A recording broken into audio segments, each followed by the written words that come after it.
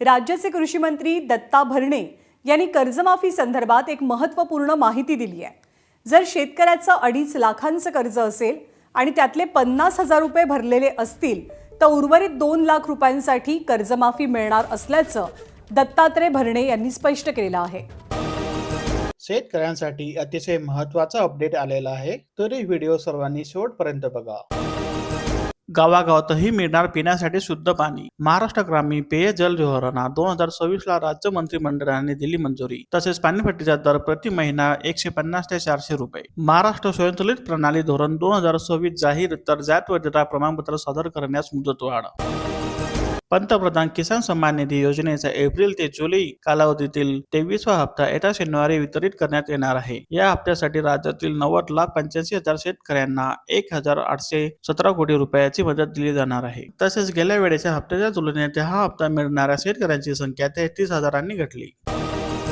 पावसाने पाठ फिरवल्यामुळे राब पेरणीवर संकटाचे ढग, तर विहीर आणि बोरिंगच्या पाण्याचा पेरणीवर फवारा। 22 जून ते 4 नोव्हेंबर पर्यंत पुरेसा पाऊस। सर्वच पंचांगातील नक्षत्राचे अंदाज, तर जून बाबत पंचांगातही कमी पावसाचा संकेत।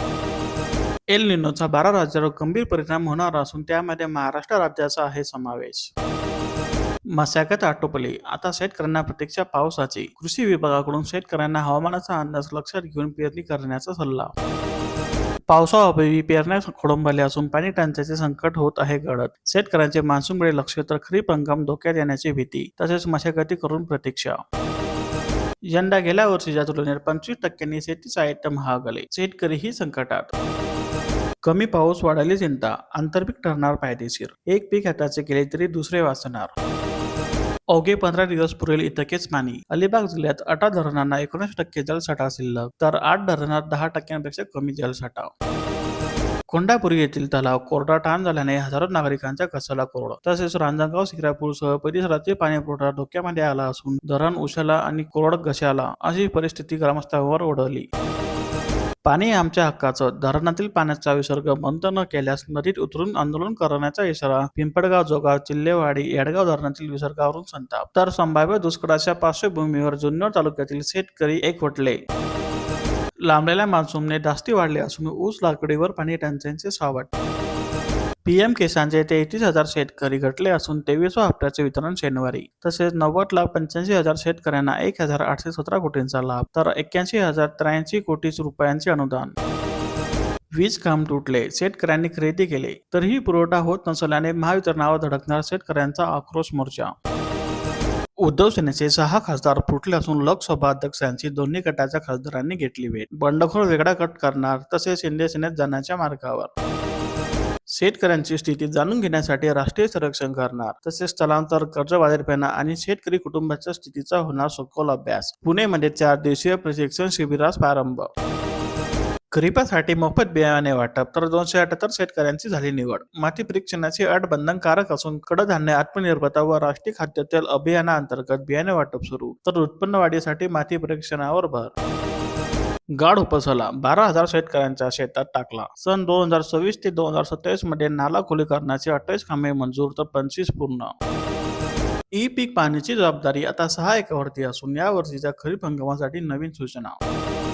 जलसायांनी गाठले तड, जलसंकटाचे बसणार झड। पंधरवडा उलटला तरी मान्सून बेपत्ता असल्याने पेरण्या खोळंबल्याने बळीराजा झालाय हतबल।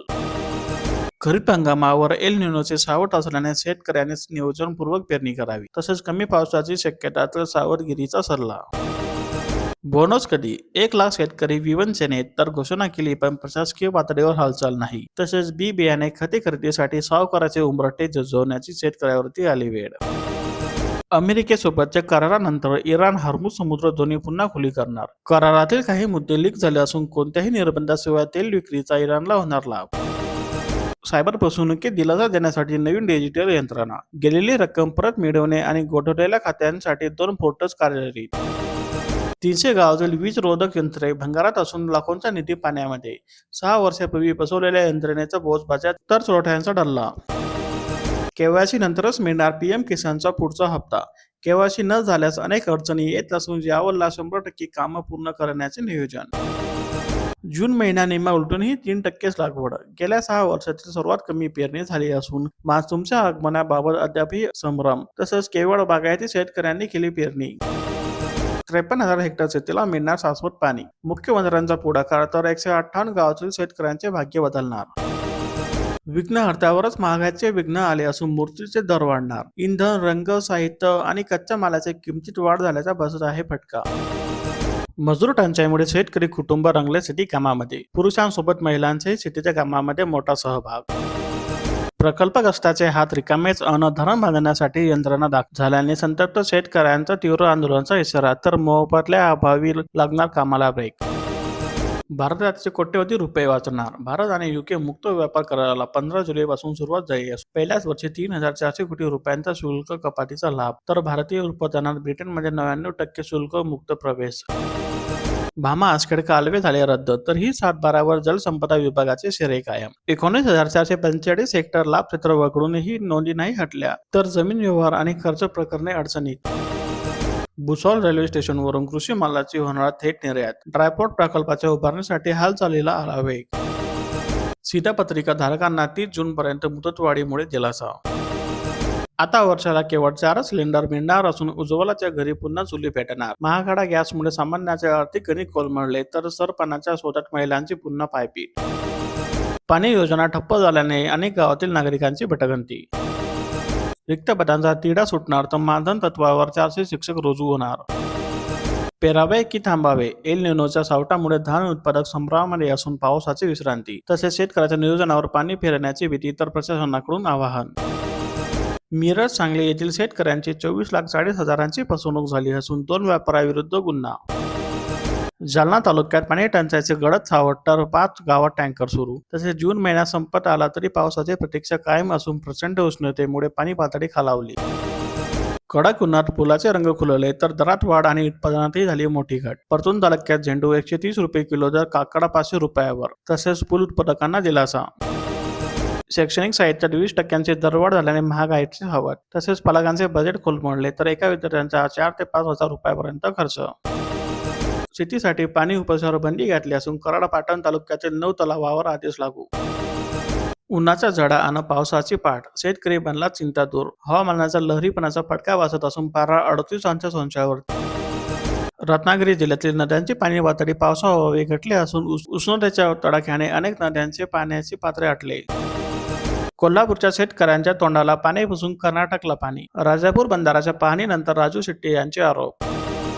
गंगासागर तलाव परिसरातील अनधिकृत पाणी उपसावर येवला नगर परिषदेची कारवाई. तसेच 20 विहिरी आणि 5 बोरवेलची जोडणी खंडित.